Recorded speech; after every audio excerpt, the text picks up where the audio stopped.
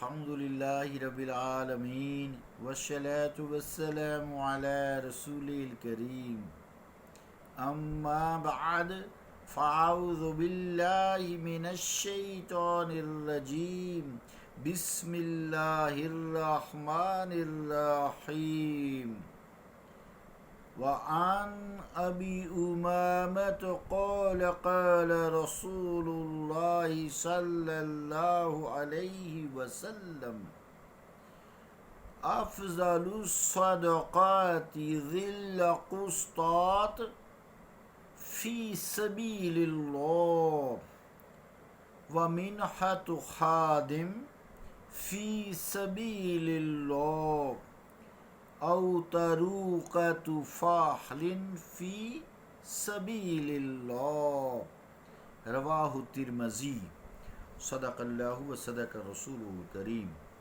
عزیزان گرامی قدر، السلام علیکم ورحمۃ اللہ وبرکاتہ۔ حدیث پاک کا ترجمہ یوں ہے، روایت حضرت ابو امامہ سے فرماتے ہیں، فرمایا رسول اللہ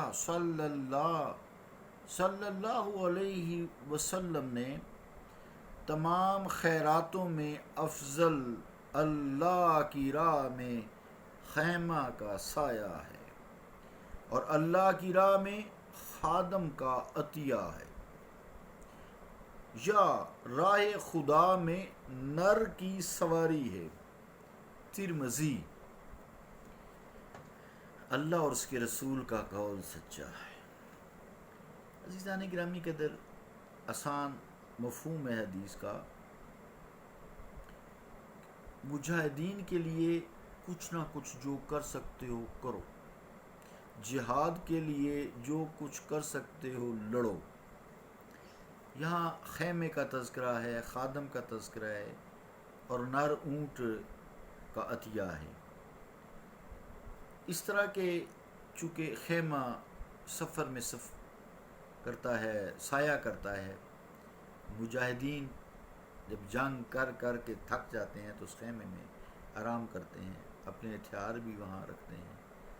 خیمے سے مراد ہر طرح کا یہاں جو چیز سایہ دے وہ مراد لے لیتے ہیں۔ جیسے آج کل ہے، خیمے کے علاوہ پہاڑوں میں کام آتے ہیں، جسے گاڑی کے لیے مال دینا، فوج کو بیت المال میں یا جس طریقے سے بھی ایسی چیز جو سایہ پرووائڈ کرے، سکون پرووائڈ کرے، وہ عطا کر دینا، یا عمارت تعمیر کر دینا، بیرکس جسے کہتے ہیں وہ تعمیر کر دینا، چاہے وہ ایک کمرے ہی ہو، سایہ ہو اس کا، تو یہ یا تو اس کو ادھار دے دے جو موویبل ہو، تو چاہے جیسا بھی ہو سفر جہاد میں اس کے کام آئے، یا جہاد میں تیاری کے اس کے کام آئے۔ اسی طرح چونکہ فی سبیل اللہ ہے، جیسے کوئی عمرے کے لیے گیا ہے، حج کے لیے گیا ہے، شدید دھوپ ہوتی ہے تو اس کے لیے چھتری ہے جیسے وہ پرووائڈ کر دینا، تاکہ حاجی جو ہے سائے میں بیٹھ سکے جب جبل رحمت پہ یا زیارتوں کے لیے جاتے ہیں۔ اس طرح یا طالب علم ہیں، کھلے میدان میں پڑھ رہے ہیں، ان کے لیے عمارت کا بندوبست کر دینا، خیمے کا، چھتری کا، یا جیسے بھی بندوبست کر دینا، یا مدرسہ بنوا دینا، یہ بھی اجر ہے، اس میں حصہ۔ یہ کام سارا بیت المال کرتا ہے، حق میں وقت کرتا ہے، ان میں ڈونیشن دینی ہے بھی، یہ فلاں جگہ کے لیے ہے کہ فلاں جگہ یا جہاں بھی مدرسے بن رہے ہیں آپ وہاں لگا دیں، اس میں صدقہ ہے، خیرات ہے، زکوٰۃ ہے، قربانی کی کھال کے پیسے ہیں۔ یہاں لفظ ہے نا افضل الصدقات فی سبیل اللہ ہے، تو اس میں سارے جو فی سبیل اللہ کام آ جاتے ہیں، لیکن یہ کام سارے گورنمنٹ کے ہیں۔ خود سے جو ہے پھر یا تو پھر اس میں اس کو ذریعہ معاش نہ بنائے، جب ذریعہ معاش بن گیا تو سارا کام ختم ہو گیا، پیسے خود اپنے ذریعے بیوی بچوں کو کمائے۔ جیسے حضرت سلیمان علیہ السلام حکومت بھی کرتے تھے، سارا رزق بھی اللہ تعالیٰ نے حوالے کر دیا، لیکن بناتے تھے ٹوکرے، کھاتے تھے ٹوکرے بنا کے، یہ خانچے جسے کہتے ہیں، ٹوکرے جس میں یہ پھل وغیرہ رکھتے ہیں، سبزیوں والے سبزی رکھتے ہیں، یہ بناتے تھے۔ اور 4000 درہم کی آمدن تھی، جن بھی ماتحت تھے نا، بہت کام کرتے تھے، ان سے کرواتے بھی تھے، جن اللہ تعالیٰ نے ماتحت کیے تھے، تو 4000 درم یہاں لگائیں، اگر 1 درم 50,000 کا بھی رفلی لگائیں تو کتنی آمدن ڈیلی ہو گئی اس موجودہ زمانے میں. تو وہ آدھے جو ہے وہ بیت المال میں جمع کراتے تھے اور آدھے اپنے بیوی بچوں پہ خرچ کرتے تھے. سینکڑوں بیویاں بھی ہوتی تھی اس زمانے میں. بہرحال بات آپ کو سمجھ آ گئی ہوگی. دوسری جو بات ہے اس میں یہ کی ہے کہ خادم مہیا کرنا خدمت گزاری کے لیے. اس طرح جیسے لوگ بچے پڑھتے ہیں، ان کی خدمت کرنا، ان کے لیے کھانا بنانا، ان کے خیال رکھنا، ان کے آرام سکون کا خیال رکھنا، تو پھر اس کی تنخواہ کو خود برداشت کرنا. اس کی تنخواہ کو خود برداشت. جیسے بوڑھا ہے عمرے پہ جا رہا ہے، اس کے لیے ویل چیئر ہے جیسے آج کل، یا حج پہ جا رہے ہیں، ساتھ ایک بھیج دینا، یہ خادم ہے تمہارا، پیسے اس کے خود لگانا، یہ تمہاری راستے میں خدمت کرے گا فی سبیل اللہ، یا مجاہد ہے.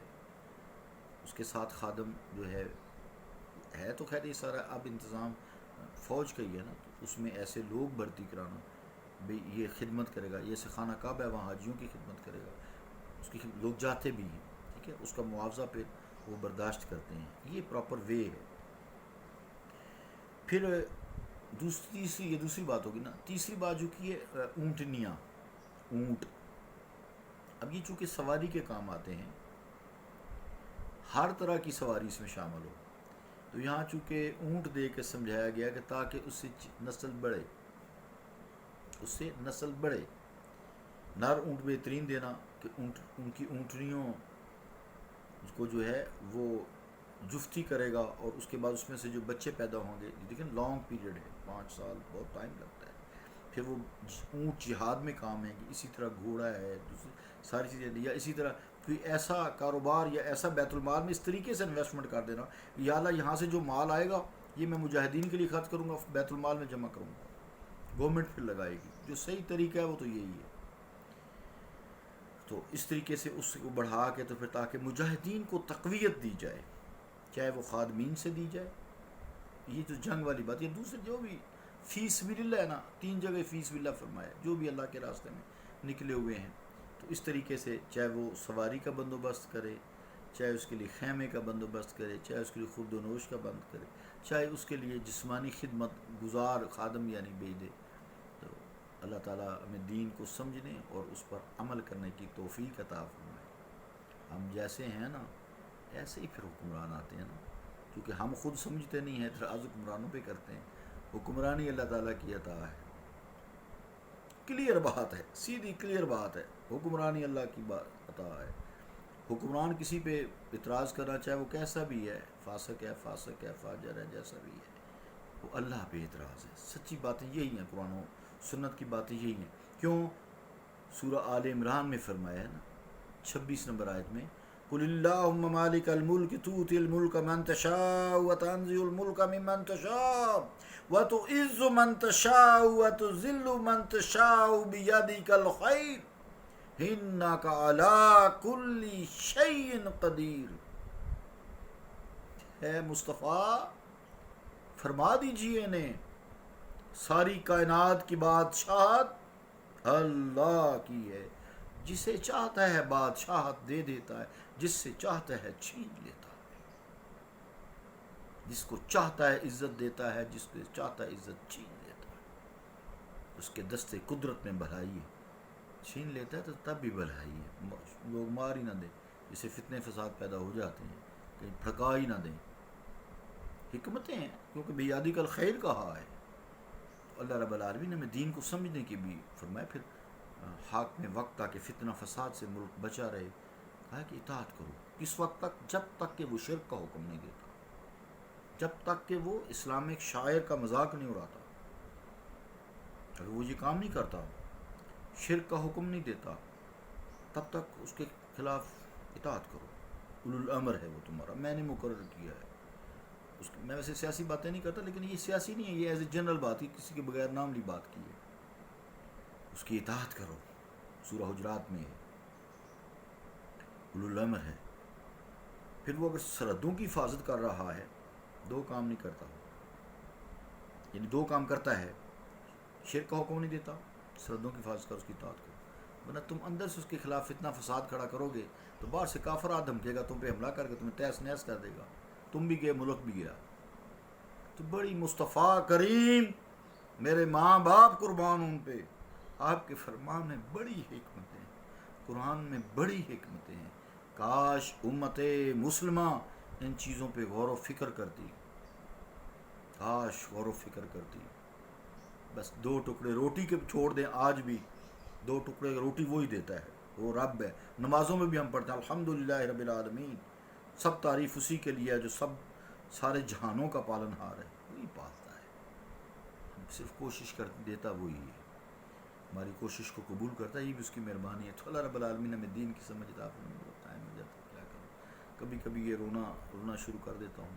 اللہ رب العالمین سب سے پہلے مجھے ہدایت عطا فرمائے، پہلے ہدایت خود مانگنی چاہیے نا، مجھے ہدایت عطا فرمائے، ہم سب مسلمانوں کو فرقہ واریوں سے خصوصی طور سے ہدایت عطا فرمائے، اور یہ سیاسی مذہبی یہ سارے جتنے بھی فروعی مسائل اختلافات سیاسی معاشی گھریلو سارے اللہ تعالیٰ رب العالمین ہم سے وہ مٹا دے۔ صلی اللہ تعالیٰ علی رسول خیر خلقہ محمد وعلی آلہ وصحبہ اجمعین برحمتک یا ارحم الراحمین۔